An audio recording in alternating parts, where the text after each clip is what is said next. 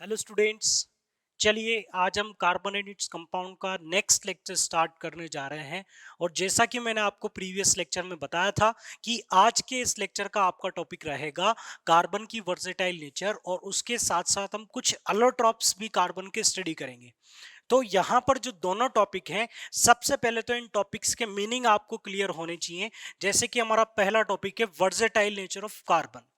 Versatile nature का मतलब है कि कार्बन की जो नेचर है वो बाकी के जो एलिमेंट से पीरियोडिक टेबल में उनसे थोड़ी डिफरेंट है।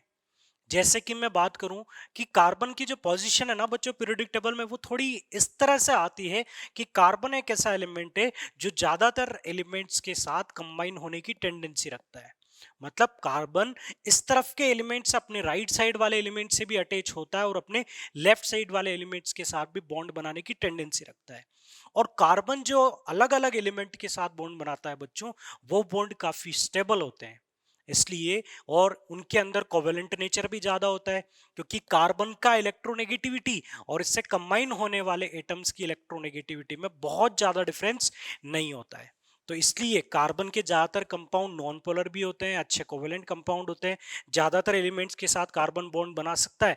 इसीलिए कार्बन की नेचर को बोला जाता है कि कार्बन की नेचर सबसे अलग है। तो डिफरेंट नेचर का होना या अनोखे नेचर के होने को बोलते हैं versatile nature of carbon. So students, we are going to start versatile nature of carbon. तो इनडायरेक्टली हम ऐसे भी बोल सकते हैं that we are going to study special features of carbon. Carbon के वो स्पेशल फीचर्स जिसने कार्बन को वर्सेटाइल बना दिया, वो कौन कौन से फीचर्स हैं। तो कार्बन की ऐसी कई सारी प्रॉपर्टीज हैं, बट यहां पर मेनली हम तीन प्रॉपर्टीज की बात करेंगे, जिनमें फर्स्ट स्पेशल फीचर जो कार्बन का होगा उसे बोला जाएगा कैटेनेशन। कार्बन में एक प्रॉपर्टी, एक फिनोमेना आपको ऑब्जर्व होता है जिससे बोला जाता है कैटेनेशन। दूसरा पॉइंट जो है आपको वो देखने को मिलेगा टेट्रावेलेंसी, और एक होगा tendency to form multiple bonds.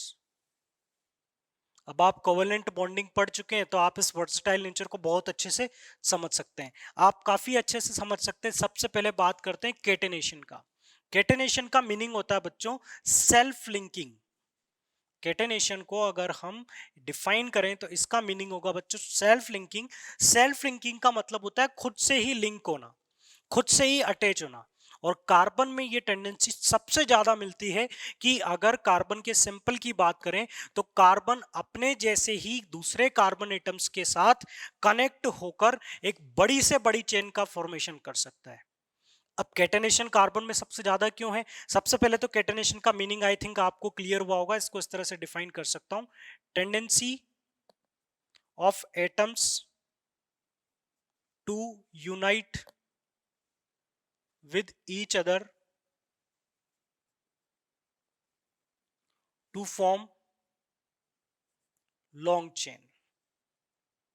जैसे कि एक कार्बन, दो कार्बन, तीन कार्बन, चार कार्बन, पांच कार्बन, ये अगर एक दूसरे से कोवेलेंटली बॉन्ड बना लें, एक दूसरे के साथ कोवेलेंटली बॉन्डेड हो, तो ये एक बड़ी चेन का फॉर्मेशन करते हैं। आप देखेंगे कि यहां पर मैं इस तरह से चेन बनाकर कितने कार्बन रख सकता हूं, 15 कार्बन भी रख सकता हूं, उससे ज्यादा कार्बन भी रख सकता हूं। मतलब कार्बन की ये टेंडेंसी कि कार्बन दूसरे कार्बन के साथ मिलकर बहुत बड़ी चेन बना सकता है। इसका रीजन ये है कि ये जो कार्बन कार्बन का जो बॉन्ड बनता है बच्चों, ये बॉन्ड स्ट्रांग होता है। स्ट्रांग होने का मतलब इसे हम डिफाइन करते हैं बच्चों बॉन्ड एनर्जी से।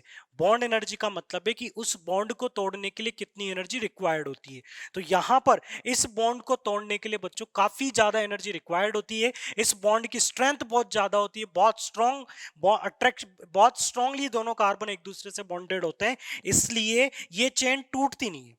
बट बाकी एलिमेंट की बात करें तो उनके अंदर दो तीन चार एटम अगर कनेक्ट हुए तो उसके बाद फिर क्या होता है कि वो चेन ब्रेक होना स्टार्ट हो जाती है, वो इतनी लंबी चेन की फॉर्म में एग्जिस्ट नहीं कर सकते। तो इसके बहुत सारे रीजंस आप समझेंगे कि इतनी बड़ी चेन बनने पर हिंड्रेंस वहां पर जनरेट हो जाता है, तो वो स्ट्रक्चर जो है वो स्टेबल नहीं हो पाती है। जबकि कार्बन, और इस चेन वाले पॉइंट को बच्चों ध्यान से रखिएगा, क्योंकि मैं इस चैप्टर में अब आगे पूरे चैप्टर में बार बार आपसे ये लॉन्ग चेन बोलता ही रहूंगा। तो आप यहीं से इस कॉन्सेप्ट को पकड़ लीजिए कि कार्बन का ये फीचर है, कार्बन की ये टेंडेंसी है कि कार्बन कार्बन के साथ मिलकर एक लॉन्ग चेन बनाने की एबिलिटी रखता है। ये एबिलिटी सिलिकॉन में होती है, सिलिकॉन में भी होती है, बट सिलिकॉन में ये टेंडेंसी कार्बन से कम होती है। ये एक स्पेशल पॉइंट आप ध्यान रखिएगा कि कैटेनेशन कार्बन में सिलिकॉन से ज्यादा होता है, क्योंकि सिलिकॉन की साइज जो होती है वो ज्यादा होती है कार्बन के कंपैरिजन में, इसलिए सिलिकॉन कार्बन के जितनी बड़ी चेन नहीं बना सकता है। देखो, चेन बनाने के लिए आपको कई सारे एटम्स को आपस में कनेक्ट करना है। अब छोटे छोटे एटम होंगे तो ज्यादा एटम कनेक्ट हो पाएंगे, बट अगर एटम बड़ी साइज के होंगे तो इतने ज्यादा एटम्स आप एक साथ कनेक्ट नहीं कर पाएंगे। मींस सिलिकॉन में भी कैटेनेशन होता है, बट सिलिकॉन में कार्बन के जितना कैटेनेशन नहीं मिलता। आगे आप देखेंगे कि सिलिकॉन में भी कार्बन की तरह टेट्रावेलेंसी होती है, सिलिकॉन में भी मल्टीपल बॉन्ड बनाने की एबिलिटी होती है, बट कार्बन की साइज छोटी है, इसलिए ये सारे फीचर्स कार्बन में ज्यादा अच्छे होते हैं, इसलिए कार्बन वर्सेटाइल होता है, सिलिकॉन वर्सेटाइल नहीं होता है। एग्जाम में क्वेश्चन आता है कि आपने सिलिकॉन को ऐसा क्यों कंसिडर नहीं किया, जबकि सिलिकॉन में कैटेनेशन है, सिलिकॉन में टेट्रावेलेंसी है और सिलिकॉन भी मल्टीपल बॉन्ड बना सकता है। बट बच्चों, मैक्सिमम टेंडेंसी कार्बन की है, कार्बन की साइज स्मॉल है, कार्बन ज्यादा एटम के साथ बॉन्ड बनाता है, स्ट्रॉन्ग बॉन्ड बनाता है, इसलिए कार्बन का नेचर वर्सेटाइल है, सिलिकॉन का नहीं है। क्लियर? तो इस तरह से कैटेनेशन आपको कई सारे एलिमेंट्स में मिलेगा, फास्फोरस में, बट मैक्सिमम किस में मिलेगा? कार्बन में।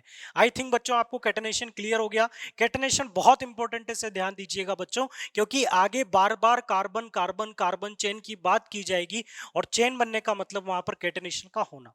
तो आपको मैं चाहता हूं कि आप चेन वाले पार्ट में इन्वॉल्व हो ताकि आगे के टॉपिक्स आपको अच्छे से क्लियर हो। अब नेक्स्ट पॉइंट की बात करते हैं बच्चों, टेट्रावेलेंसी। टेट्रावेलेंसी, टेट्रा का मीन्स होता है 4 और वेलेंसी का मतलब होता है कंबाइनिंग कैपेसिटी। अगर कार्बन की बात की जाए तो कार्बन ऐसा एलिमेंट है जो maximum it can combine with maximum 4 atoms. जैसे कि आपने देखा कि कार्बन के पास शेयर करने के लिए कितने वैलेंस इलेक्ट्रॉन थे?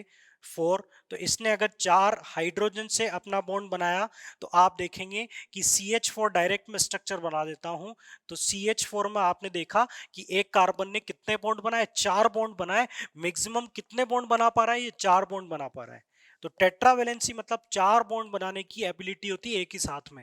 अब जिसके पास देखिए, मतलब हम ऐसा बोल सकते हैं कि कार्बन के पास कितने हाथ हैं, कितने हैंड्स हैं? टोटल 4 हैंड्स कार्बन के पास है, 4 हाथ कार्बन के पास है। अब अपने चारों हाथों में अगर इसके चारों हाथों में अगर मैं अलग अलग टाइप के एटम पकड़ाता जाऊं तो नंबर ऑफ कंपाउंड तो बढ़ेंगे ना बच्चों। इसीलिए कार्बन के कंपाउंड्स मैक्सिमम है कि कार्बन पहली बात तो बहुत बड़ी चेन बनाता है, फिर चेन बनाने के बाद अपने साथ कंबाइन करने की एबिलिटी बहुत सारी रखता है, बहुत सारे एटम को, अलग अलग एटम को चेंज करेगा। जैसे कि इस हाइड्रोजन को हटाकर यहां पर Cl लगा दो, एक हाइड्रोजन की जगह हमने क्या लगा दिया? Cl लगा दिया, तो ये CH3Cl बन गया। इसकी जगह Cl लगा दोगे तो एक नया कंपाउंड बन जाएगा। ये एक कार्बन का कंपाउंड था, अगर मैं ऐसा 2 कार्बन का ले लूं तो 2 कार्बन में आप देखेंगे कि इस तरह से हाइड्रोजन कनेक्टेड होंगे। फिर इन हाइड्रोजन की जगह दूसरे एलिमेंट लगा दूंगा तो नंबर ऑफ कंपाउंड तो बढ़ेंगे ना बच्चों। तो ये तो 2 कार्बन चेन थी, ऐसे 3 हो सकती है, 4 हो सकती है, 4 हो सकती है, 5 हो सकती है। 4 को भी मैं 2 तरह से रिप्रेजेंट कर सकता हूं, इसमें भी देखिएगा ये 4 कार्बन की चेन है, ये 4 कार्बन की चेन है, इसे मैं इसे भी रिप्रेजेंट कर सकता हूं। दोनों अलग अलग कंपाउंड हो गए। एक में चारों लीनियर नहीं अटैच्ड थे और एक में चारों में से 3 लीनियर है और एक साइड में चला गया, तो कंपाउंड बदला। कंपाउंड बदला और हर कंपाउंड, हर कार्बन की जो वैलेंसी है वो कितनी है? 4 है। 4 में से कुछ कार्बन के साथ कंप्लीट हो गई 2, बट बाकी 2 तो फ्री है ना अभी। अब इन 2 जो फ्री है इन पर आप अलग अलग एटम लगाओ, अलग अलग एलिमेंट के एटम अटैच करो, अलग अलग टाइप के कंपाउंड आपको मिलेंगे। इसलिए कार्बन का नेचर के हिसाब बच्चों वर्सेटाइल है। 2 पॉइंट हमारे क्लियर हो गए। अब हम बात करते हैं tendency to form multiple bond. Multiple bond बनाने का मतलब है कि कार्बन में टेंडेंसी होती है कि ये किसी एटम के साथ जरूरत पड़ने पर सिंगल बॉन्ड भी बनाता है, डबल भी बना सकता है और ट्रिपल भी बना सकता है। मींस कार्बन जो है it can form single bond, comma double bond and triple bond. आपको मैंने एग्जांपल्स बताए थे, जैसे कि CH4 में जो कार्बन और हाइड्रोजन बॉन्ड है कैसा सिंगल बॉन्ड है। CO2 में आप देखेंगे तो CO2 में कार्बन और ऑक्सीजन का जो बॉन्ड है वो कैसा है, डबल बॉन्ड है। HCN अगर आप देखेंगे तो इसमें कार्बन और नाइट्रोजन में आपको कौन सा बॉन्ड मिलेगा, ट्रिपल बॉन्ड मिलेगा। तो हमने क्या देखा कि कार्बन सिंगल भी बनाता है, डबल भी बनाता है और ट्रिपल भी बनाता है। चलिए ये तो दूसरे एटम के साथ थे। मैंने क्या बोला कि कार्बन चेन बनाता है। कार्बन चेन सिंगल बॉन्ड से भी बना सकता है, कार्बन चेन सिंगल बॉन्ड से भी बना सकता है, कार्बन चेन डबल बॉन्ड की मदद से भी बना सकता है, और कार्बन की चेन ट्रिपल बॉन्ड की हेल्प से भी बन सकती है। तो देखो, दो कार्बन की मैंने तीन तरह की चेन बना दी, दो ही कार्बन की मैंने तीन तरह की चेन बना दी, एक सिंगल बॉन्ड वाली, एक डबल बॉन्ड वाली और एक ट्रिपल बॉन्ड वाली। दो कार्बन की मैंने तीन तरह की चेन यहां पर बना दी, एक सिंगल बॉन्ड वाली, एक डबल बॉन्ड वाली और एक ट्रिपल बॉन्ड वाली। अब बच्चों, ये आपको सोचना है कि एक कार्बन मैक्सिमम कितने बॉन्ड बना सकता है, चार। तो चार में से यहां पर एक तो बन गया, बाकी के तीन किसी दूसरे एटम के साथ होंगे। ऐसे ही इस कार्बन का एक तो बन गया, बाकी के तीन किसी दूसरे एटम के साथ होंगे। सिमिलरली इसने दो बना लिए तो बाकी के दो किसी दूसरे एटम के साथ होंगे। यहां पर भी बाकी का एक एक बॉन्ड किसी दूसरे एटम के साथ कनेक्टेड होगा। क्लियर? आपको जो काम का बात मैं बता रहा हूं कि ये कार्बन कार्बन का सिंगल बॉन्ड वाला कंपाउंड है, ये डबल बॉन्ड है और ये ट्रिपल बॉन्ड है। तो आपको आगे मैं ये बताऊंगा कि जब दो कार्बन सिंगल बॉन्ड से बॉन्डेड होते हैं, दो कार्बन सिंगल बॉन्ड से बॉन्डेड होते हैं, तो उनके बीच की जो डिस्टेंस होती है वो काफी ज्यादा होती है। बट अगर, जैसे कि आप इस तरह से समझिए, ये दो कार्बन थे, दोनों ने सिंगल बॉन्ड बनाया तो एक दूसरे से काफी डिस्टेंस पर होंगे। बट दोनों ने जब डबल बॉन्ड बनाया तो ये एक दूसरे के और क्लोज आ जाते हैं। दोनों अगर डबल बॉन्ड बनाएंगे तो एक दूसरे के और क्लोज आ जाएंगे। जैसे कि ये सिंगल बॉन्ड बनाया तो दूर है, बट डबल बॉन्ड के लिए एक ऑर्बिटल और ओवरलैप होगा तो आप देख सकते हैं कि ये पहले से भी क्लोज आ गया। और अगर ये ट्रिपल बनाएंगे, तीन तीन तरह के ज्वाइंट बना लेंगे, तीन बॉन्डिंग यहाँ पर बन जाएगी, तो इनके बीच की डिस्टेंस क्या हो जाएगी, और कम हो जाएगी। ये कॉन्सेप्ट हमेशा ध्यान रखिएगा। अगर दो एटम के बीच के नंबर ऑफ बॉन्ड बढ़ रहे हैं तो वो दोनों एटम एक दूसरे के और क्लोज आते जा रहे हैं। क्लियर? आपने किसी से अपना एक हाथ मिलाया तो काफी डिस्टेंस रहेगी, बट दूसरा हाथ मिलाने के लिए आपको उससे और नजदीकियां बढ़ानी पड़ेगी। और अगर आप और तीसरा बॉन्ड बना पा रहे हो तो आप उनके और क्लोज हो जाओगे।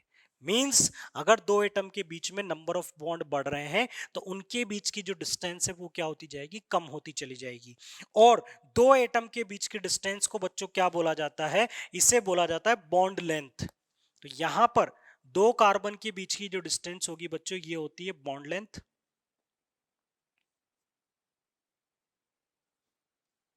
इसे बोला जाएगा बॉन्ड लेंथ। और कार्बन कार्बन में सिंगल बॉन्ड हो तो यहां बॉन्ड लेंथ आपको मिलेगी 1.54 एंगस्ट्रॉम, 1.54 एंगस्ट्रॉम। डबल बॉन्ड होगा तो आपको बॉन्ड लेंथ मिलेगी 1.34 एंगस्ट्रॉम, और ट्रिपल बॉन्ड होगा तो बॉन्ड लेंथ आपको मिलेगी 1.20 एंगस्ट्रॉम। मींस यहां पर दो कार्बन के बीच में कितनी दूरी है, अगर सिंगल बॉन्ड है तो उनके बीच की जो डिस्टेंस है वो कितनी होगी, 1.54 एंगस्ट्रॉम होगी। और अगर डबल बॉन्ड बन रहा होगा तो डिस्टेंस कितनी हो जाएगी, 1.34, और ट्रिपल बनेगा तो डिस्टेंस और कम होकर कितनी हो जाएगी, 1.20। तो आप देख सकते हैं कि तीनों बॉन्डिंग में जो बॉन्ड लेंथ है, मींस दोनों एटम के बीच की जो डिस्टेंस है वो किस तरह से डिक्रीज हो रही है। तो इस डेटा पर कई बार क्वेश्चन पूछ लिया जाता है, इसलिए मैंने डेटा आपके साथ शेयर कर दिया। क्लियर? ये थी बच्चों versatile nature of carbon. Means ये तीन स्पेशल फीचर्स हैं जिनकी वजह से कार्बन के कंपाउंड्स हमें बहुत ज्यादा मिलते हैं, और इन्हीं ने कार्बन को क्या बना दिया, वर्सेटाइल बना दिया। क्लियर? अब हम स्टार्ट करते हैं next topic, अलोट्रॉप्स of carbon.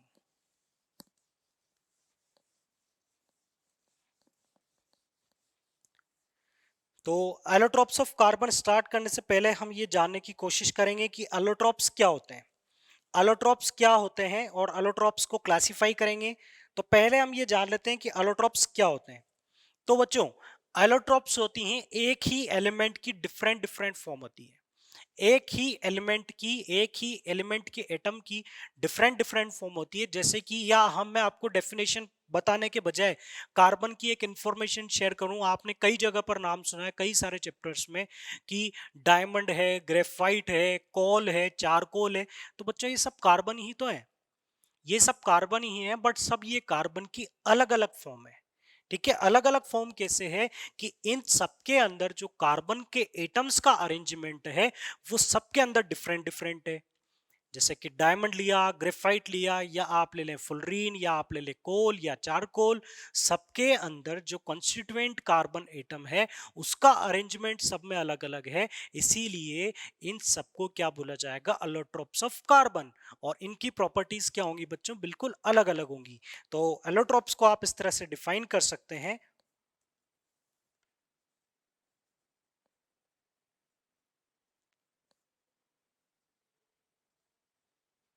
different forms of an element which have identical properties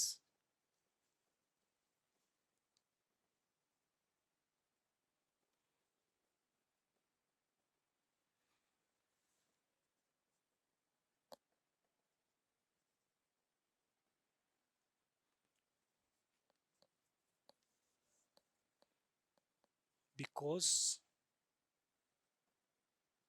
arrangement of carbon atoms different in each form। देखो अलग अलग फॉर्म की हमने बात की, और उन सारी फॉर्म्स में, उन सारे एलोट्रोप्स में जो कार्बन एटम्स का अरेंजमेंट था वो डिफरेंट था। तो इसीलिए, बट सबका कंस्टिट्यूएंट कौन है बच्चों, कार्बन है। सबका कंस्टिट्यूएंट कार्बन है, इसलिए सबकी केमिकल प्रॉपर्टीज हमें लगभग सेम मिलती है। सबको अगर आप बर्न करेंगे तो आपको क्या मिलेगी, कार्बन डाइऑक्साइड गैस ही मिलेगी। तो सबका कंस्टिट्यूएंट तो बच्चों कार्बन होगा, बट सब में जो कार्बन का अरेंजमेंट होगा वो डिफरेंट डिफरेंट होगा। इसलिए इनकी फिजिकल प्रॉपर्टीज में, देखो केमिकल प्रॉपर्टी बोलने का मतलब है कुछ जनरल केमिकल प्रॉपर्टीज इनकी सेम होती है, और जो इनकी फिजिकल प्रॉपर्टीज होंगी वो इनके डिफरेंट होंगी, क्योंकि सब में कार्बन का जो अरेंजमेंट है वो डिफरेंट डिफरेंट होगा। अगर आप चलिए बच्चों, मैं इस तरह से इसका आपको एक्सप्लेनेशन देता हूं कि अगर आपने किसी सब्सटेंस के इंटर पार्टिकल स्पेस का, इंटर पार्टिकल्स का जो उसके कंस्टिट्यूएंट पार्टिकल्स हैं उसके अरेंजमेंट को बदल दिया, तो ऑब्वियस सी बात है कि प्रॉपर्टीज चेंज होंगी। इसका एग्जांपल जैसे कि आप किसी एक ही सब्सटेंस की तीन स्टेट की बात करें, सॉलिड, लिक्विड और गैस की, तीन स्टेट की बात करें एक ही सब्सटेंस की, सॉलिड, लिक्विड और गैस की, आपको पता है ना कि सॉलिड, लिक्विड और गैस तीनों की फिजिकल प्रॉपर्टी में डिफरेंस होता है। सॉलिड की डेंसिटी ज्यादा होती है, लिक्विड की कम, गैस की और कम। कंप्रेसिबिलिटी तीनों की अलग अलग होती है। ठीक है, फ्लूइडिटी तीनों की अलग अलग होती है। तीनों का इंटर पार्टिकल स्पेस डिफरेंट होता है। क्यों? क्योंकि इनके अंदर जो अरेंजमेंट था वो चेंज हो गया। तो उसी तरह से एलोट्रोप्स भी होते हैं, इनके अंदर जो कंस्टिट्यूएंट पार्टिकल है उनका अरेंजमेंट अलग अलग है। इसलिए इनकी फिजिकल प्रॉपर्टी में, इनकी डेंसिटी में, इनके अपीरियंस में हो सकता है आपको वहां पर डिफरेंस नजर आ जाए। क्लियर? तो ये था अलोट्रोप्स। अलोट्रोप्स मतलब एक ही एलिमेंट की फॉर्म। अब कौन कौन से एलिमेंट अलोट्रोप बनाते हैं तो आप बाद में स्टडी करेंगे कि कार्बन के अलोट्रोप होते हैं, कार्बन के अलावा फास्फोरस के अलोट्रोप होते हैं, सल्फर के अलोट्रोप्स होते हैं। तो कई सारे ऐसे एलिमेंट्स हैं जिनके अलोट्रोप्स आपको स्टडी करने को मिलेंगे। अभी हमें इस चैप्टर में किसके अलोट्रोप्स स्टडी करने, कार्बन के अलोट्रोप्स। अब कार्बन के अलोट्रोप्स को हम क्लासिफाई करते हैं, allotropes of carbon, and yet there are two types of allotropes of carbon. First one is crystalline and non-crystalline. Crystalline allotrope कौन कौन से होंगे बच्चों? अब मैं बार बार आपको ये नहीं बताऊंगा कि क्रिस्टलाइन का मतलब क्या है और नॉन क्रिस्टलाइन का मतलब क्या है। कि कार्बन का वो एलोट्रोप जिसमें अरेंजमेंट एक रेगुलर अरेंजमेंट होगा, एक सिस्टमेटिक अरेंजमेंट होगा, तो उसे आप क्या बोलेंगे, क्रिस्टलाइन। और जहां पर अरेंजमेंट इरेगुलर होगा उसे आप क्या बोलेंगे, नॉन क्रिस्टलाइन। तो क्रिस्टलाइन में होते हैं बच्चों आपके पास जैसे कि डायमंड, सेकंड होता है ग्रेफाइट, और होगा आपके पास फुलरीन। क्लियर। हमारे सिलेबस में क्रिस्टलाइन हमें कवर करने, नॉन क्रिस्टलाइन पर हम ज्यादा डिस्कशन नहीं करेंगे। हमें स्टडी करना है क्रिस्टलाइन को। एनसीईआरटी में क्रिस्टलाइन दिए हुए हैं जिसमें डायमंड और ग्रेफाइट से ज्यादातर क्वेश्चंस पूछे जाते हैं, डायमंड और ग्रेफाइट से। नॉन क्रिस्टलाइन में होंगे बच्चों आपके पास कोल, चारकोल,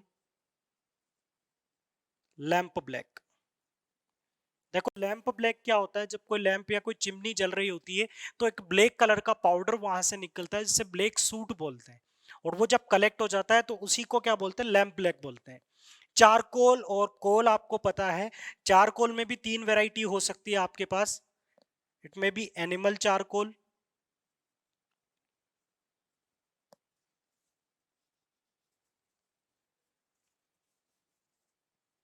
एनिमल चारकोल, और ये हो सकता है सुगर चारकोल, और ये हो सकता है वुड चारकोल। ठीक है, जिनको भी आप बर्न करेंगे तो इनसे जो कॉल बनेगा, मीन जो बनता है उसे हम क्या बोलते हैं, चारकोल बोलते हैं। तो एनिमल हो सकता है, वुड हो सकता है, सुगर चारकोल हो सकता है। इसके बाद वो लैम्प ब्लैक था और ये सिंपल कॉल होता है। तो ये नॉन क्रिस्टलाइन अलोट्रोप होते हैं बच्चों, और ये होते हैं क्रिस्टलाइन अलोट्रोप। तो क्रिस्टलाइन में हम सबसे पहले बात करते हैं डायमंड की। डायमंड की बात करने से पहले कुछ कॉमन पॉइंट डायमंड के बारे में मैं आपको बता दूं जो आप काफी अच्छे से जानते हैं। जैसे कि डायमंड जो है, ये आप सबको पता होगा कि डायमंड बहुत ज्यादा एक्सपेंसिव सब्सटेंस होता है। आपने ये भी पढ़ा हुआ है, मेटल नॉन मेटल की जब प्रॉपर्टीज स्टडी की थी तो आपने देखा था कि नॉन मेटल में डायमंड जो होता है वो कार्बन सा बना है, मतलब एक नॉन मेटल की फॉर्म है, और ये कैसा होता है, हार्डेस्ट सब्सटेंस होता है। मींस इसकी हार्डनेस बच्चों बहुत ज्यादा होती है। तो दो पॉइंट आपको याद है, तो अब आपको डायमंड के बारे में काफी इंफॉर्मेशन मिल गई। एक इंफॉर्मेशन ये है, आपने ये पॉइंट भी कभी ना कभी स्टडी किया होगा, that only a diamond can cut another diamond. एक डायमंड की कटिंग के लिए आपको क्या लेना पड़ेगा, डायमंड लेना पड़ेगा, क्योंकि डायमंड हार्डेस्ट है। आपको स्टोन की कटिंग करनी तो आप डायमंड से बहुत अच्छी स्टोन कटिंग कर सकते हो। डायमंड ज्वेलरी में काम में आता है, डायमंड रेडिएशन को रोकता है, स्पेस प्रॉप्स बनाने के काम में आता है, डायमंड बहुत कम रिएक्ट करता है, डायमंड हीट का बहुत अच्छा कंडक्टर है, तो इसे थर्मोमीटर में काम में लेते हैं। ये पॉइंट मैं आगे भी डिस्कस करूंगा, बट अभी मैं आपको डायमंड की इंपॉर्टेंस बता रहा हूँ कि डायमंड एक ऐसा एलोट्रोप है जो बहुत ज्यादा इंपॉर्टेंट और बहुत ज्यादा काम का एलोट्रोप है। तो अब हम बात करते हैं, अब हम इस एलोट्रोप को और अच्छे से जानने की कोशिश करेंगे, क्योंकि अब आपका डायमंड में इंटरेस्ट बढ़ गया। अब आपका डायमंड में इंटरेस्ट बढ़ गया तो डायमंड को आपको डिटेल में पढ़ना पड़ेगा। तो आप कई सारे क्वेश्चन जो आपके माइंड में आते हैं कि सर ने बोला कि क्रिस्टलाइन है और तीनों में अरेंजमेंट डिफरेंट होगा, तो पहला क्वेश्चन आपका ये बनता है कि डायमंड में ऐसा कैसा अरेंजमेंट होता है जो ग्रेफाइट और फुलरीन से अलग है। तो बच्चों हमारा टॉपिक होगा डायमंड। तो डायमंड के अरेंजमेंट के बारे में मैं आपको बता दूं कि डायमंड में क्या होता है बच्चों, कार्बन होता है, और कार्बन का अरेंजमेंट डायमंड में कैसा होगा कि डायमंड में कार्बन जो है वो कार्बन के साथ अरेंज्ड होगा, कोवेलेंट बॉन्ड बनाएगा। और वो कोवेलेंट बॉन्ड किस तरह से बनेगा इस बारे में हम बात करते हैं।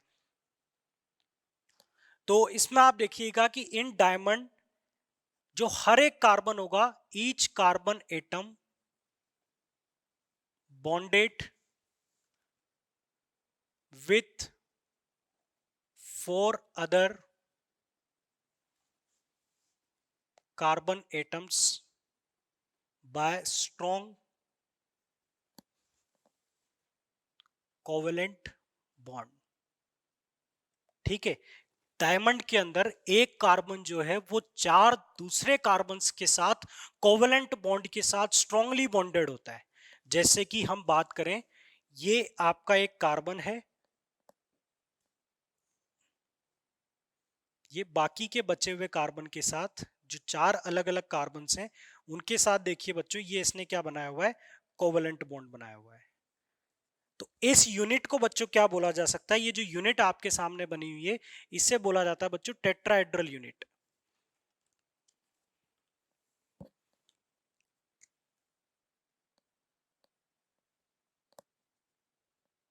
तो बच्चों ये जो यूनिट है इसे बोलते हैं टेट्राहेड्रल यूनिट। आप देखेंगे कि पूरा जो डायमंड का क्रिस्टल होगा, पूरा जो डायमंड का क्रिस्टल होगा, इसके अंदर सारे कार्बन इसी तरह से अरेंज्ड होंगे और इसी टेट्राहेड्रल यूनिट्स का रिपीटेशन होगा। तो मैं अगर इस कार्बन की बात करूं तो ये भी फर्दर क्या होगा, 4 अदर कार्बन एटम्स के साथ कनेक्टेड होगा। ये वाला कार्बन जो है ये भी फर्दर 4 अदर कार्बन एटम्स के साथ कनेक्टेड होगा। देखिए 4 के साथ कनेक्टेड है, ये कार्बन भी 4 अदर कार्बन एटम्स के साथ कनेक्टेड होगा। इस तरह से ये कार्बन भी 4 डिफरेंट कार्बन एटम के साथ कनेक्टेड होगा। एक इस तरफ कनेक्शन हुआ, एक कार्बन यहां पर कनेक्टेड है, एक कार्बन यहां पर कनेक्टेड है। ये भी 4 अदर कार्बन एटम्स के साथ कनेक्टेड होगा। तो एक कार्बन मान लीजिए ये हुआ, इसके अलावा एक कार्बन ये हो सकता है, एक कार्बन ये हो सकता है। तो आप देख रहे हैं कि डायमंड ये हम बच्चों 2D में बना रहे हैं, बट स्ट्रक्चर कैसी होगी, 3D में होगी। स्ट्रक्चर कैसी होगी, 3D में होगी। आप चाहें तो इस स्ट्रक्चर के वीडियोस देखें, बट अभी केवल आप इतना समझिए कि एक कार्बन जो है वो 4 अदर कार्बन एटम से बॉन्डेड है। तो यहां पर ये कार्बन दूसरे कार्बन से बॉन्डेड होगा, फिर ये कार्बन जो है दूसरे कार्बन से बॉन्डेड होगा, ये दूसरे कार्बन से बॉन्डेड होगा, ये फर्दर एक और कार्बन से बॉन्डेड होगा, और इस तरफ हम इसका ये इसके 4 कार्बन इस कार्बन के हो गए। इस कार्बन के 4 कार्बन आपको कंप्लीट करने, एक कार्बन ये हुआ और एक कार्बन आपने ये ले लिया, तो ये भी 4 कार्बन से बॉन्डेड हुआ। ये कार्बन 2 से तो बॉन्डेड है, एक आपने इस तरफ कर दिया और एक आप यहां पर कर दें, तो इसने भी 4 बॉन्ड बना लिए। ये भी इसी तरह से क्या करेगा बच्चों, 4 बॉन्ड बना लेगा। तो एक कार्बन के बारे में आपको ये इंफॉर्मेशन मिल रही है कि एक कार्बन कितने कार्बन के साथ कनेक्टेड है, 4 कार्बन एटम्स के साथ कनेक्टेड है, और ऐसी टेट्राहेड्रल यूनिट की फॉर्म में सारे कार्बन अरेंज्ड है। तो बच्चों ये स्ट्रक्चर होगी डायमंड की। अब इस स्ट्रक्चर के बारे में मैं आपको बता दूं कि कार्बन से कार्बन, कार्बन से कार्बन तक चलते जाएंगे तो ये स्ट्रक्चर कहीं ना कहीं तो एंड होगी। मीन्स कहीं ना कहीं तो वो सरफेस मिलेगी जहां पर जो कार्बन होगा वो किसी न किसी इंप्योरिटी से अटैच्ड होगा।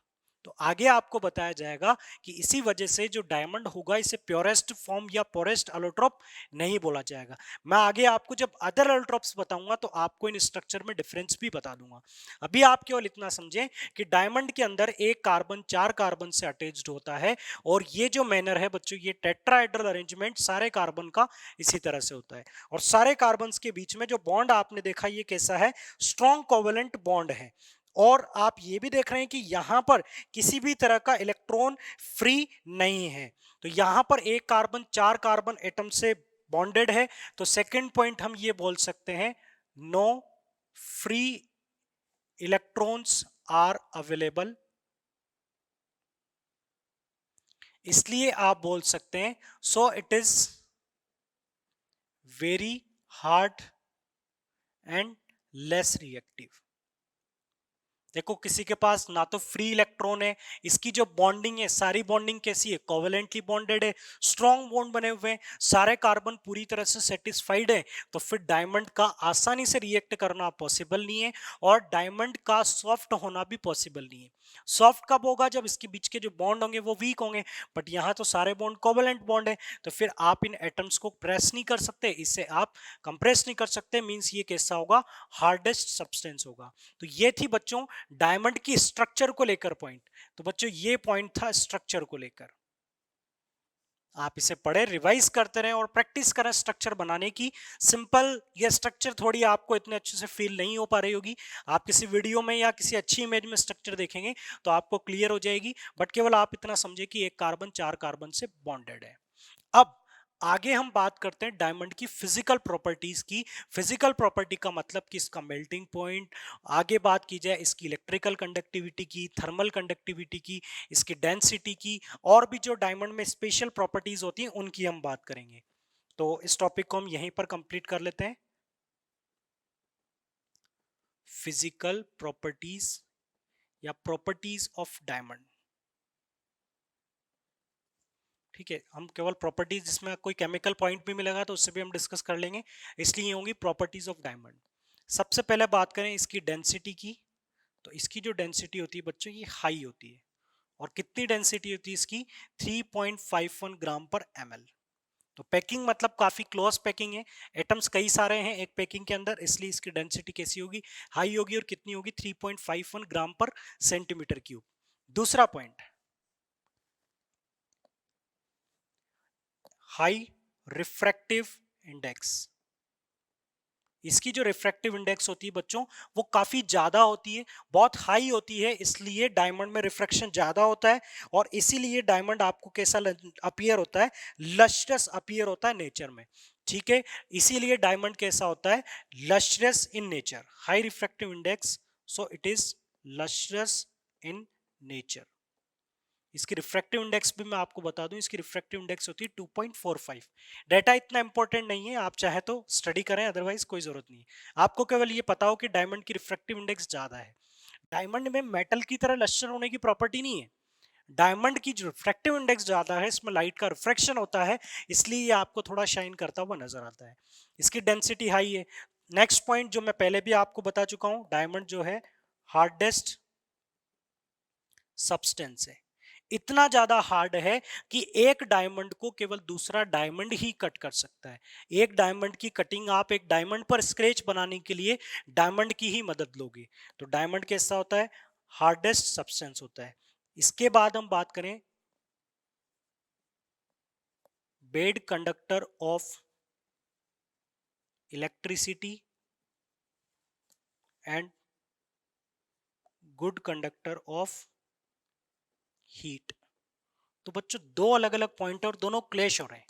कई बार पूछ लिया जाता है कि आपने बोला कि डायमंड इलेक्ट्रिसिटी कंडक्ट नहीं कर सकता, तो ये तो हमें क्लियर हुआ कि हमने स्ट्रक्चर देख ली कि डायमंड में कहीं फ्री इलेक्ट्रॉन होने के चांसेस नहीं है, तो डायमंड जब तक फ्री चार्ज नहीं होगा तो इलेक्ट्रिसिटी कंडक्ट नहीं होगी। तो ये पॉइंट तो हमें डाइजेस्ट हो जाता है कि डायमंड इलेक्ट्रिसिटी कंडक्ट नहीं करेगा। बट जो दूसरा पॉइंट है कि डायमंड हीट का कंडक्टर कैसे हुआ, तो इसके बारे में भी आप पूरी थ्योरी स्टडी करेंगे कि डायमंड हीट का कंडक्शन इसलिए कर पाता है कि डायमंड की जो स्ट्रक्चर है वो आपको कैसी नजर आ रही है, क्लोज पैक्ड स्ट्रक्चर आपको नजर आ रही है। सारे कार्बन एक दूसरे के साथ कोवेलेंट बॉन्ड बनाकर, एक स्ट्रॉन्ग बॉन्ड बनाकर सारे कार्बन अरेंज्ड है।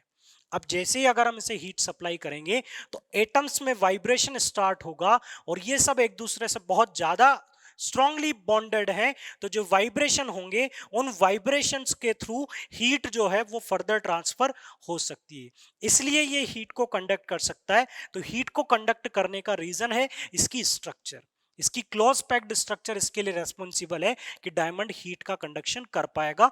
जैसे ही आप हीट सप्लाई करेंगे इसमें वाइब्रेशन होंगे और वाइब्रेशंस के थ्रू एनर्जी जो है वो आगे ट्रांसफर हो जाएगी, इसलिए डायमंड जो है वो हीट का कंडक्टर है बट इलेक्ट्रिसिटी का कंडक्टर नहीं होगा। तो ये डायमंड की कुछ इंपॉर्टेंट प्रॉपर्टीज थी। इसके अलावा मैं केमिकल प्रॉपर्टी की बात करूं तो डायमंड पर आप एसिड डालें, वाटर डालें, ये इनके साथ आसानी से रिएक्ट नहीं करता।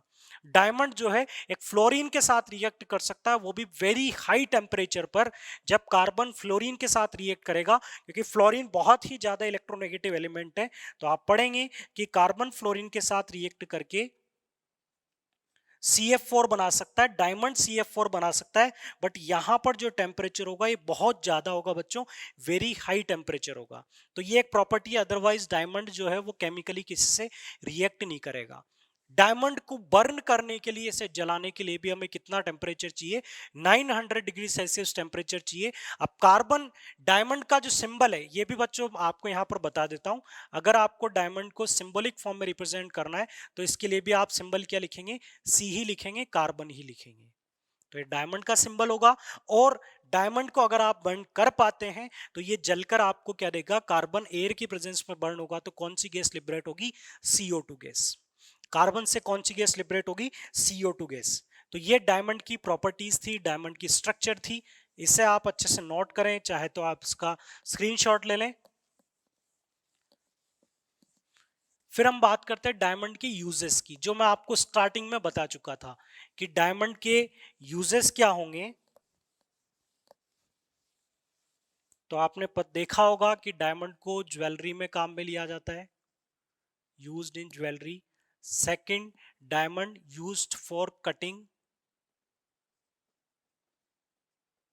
स्टोन्स एंड ड्रिलिंग रॉक्स, या ग्लास की भी कटिंग की जाती है इससे।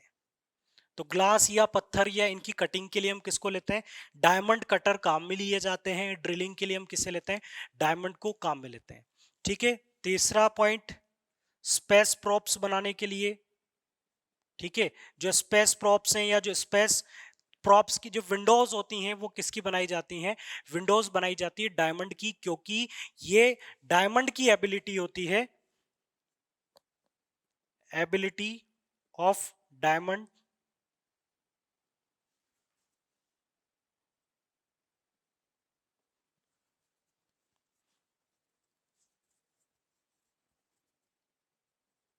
टू कट आउट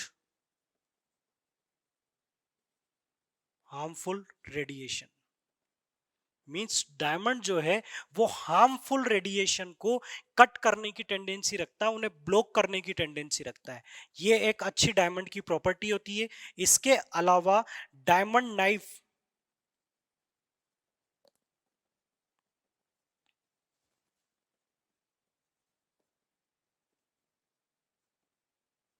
कहीं पर अगर देखो बहुत छोटा कट लगाना है, बहुत अलग टाइप की कटिंग करनी, तो आप डायमंड नाइफ यूज में ले सकते हैं।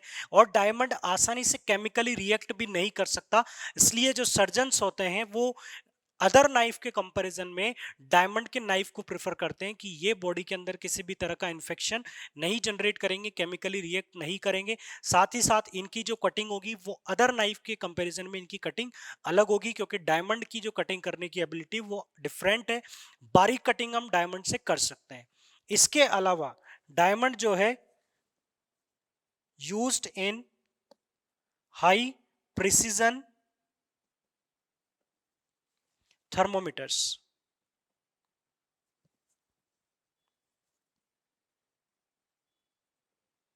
जो थर्मामीटर होते हैं, जो हाई प्रिसीजन थर्मामीटर होते हैं, वो डायमंड के होते हैं, क्योंकि डायमंड की अभी हमने देखा डायमंड हीट के लिए काफी सेंसिटिव है, हीट सेंसिटिव है, इसलिए जो हाई प्रिसीजन थर्मामीटर है वो किसके बनाए जा सकते हैं, डायमंड के बने हुए होते हैं।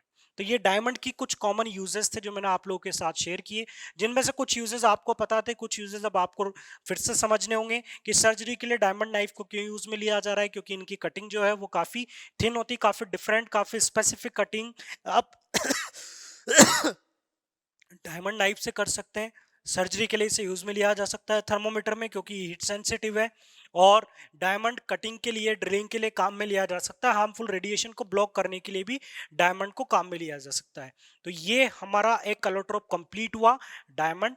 तो आज के इस लेक्चर में हमने अलोट्रोप्स के साथ साथ वर्सेटाइल नेचर को भी कंप्लीट कर लिया। अब बच्चों नेक्स्ट टॉपिक क्या होगा, नेक्स्ट टॉपिक ये होगा कि एक एलोट्रोप तो दिखा दिया सर ने, अब बाकी के एलोट्रोप्स भी देखने हैं कि ग्रेफाइट डायमंड से कैसे डिफरेंट है, क्योंकि ग्रेफाइट के बारे में भी आपने काफी कुछ सुना हुआ है। आपने सुना हुआ है कि ग्रेफाइट जो है उसमें ग्रेफाइट कैसा होता है, सॉफ्ट होता है, ग्रेफाइट स्लिपरी होता है, ग्रेफाइट इलेक्ट्रिसिटी कंडक्ट करता है, जबकि डायमंड कंडक्ट नहीं करता है, या नॉन मेटल इलेक्ट्रिसिटी कंडक्ट नहीं करती। तो काफी समय से जब आपने मेटल एंड नॉन मेटल पढ़ा, तब से आपके माइंड में डायमंड और ग्रेफाइट को लेकर कई सारी क्वेरीज थी। तो डायमंड के बारे में आपने केसेस को देखा, अब सिमिलर ऐसी स्टडी हम किसके लिए करेंगे, ग्रेफाइट के लिए भी करेंगे। सेम स्टडी आप ग्रेफाइट के लिए करेंगे, इसकी स्ट्रक्चर, इसकी प्रॉपर्टीज और इसके uses. So students, we will continue with graphite and fullerene in your next lecture.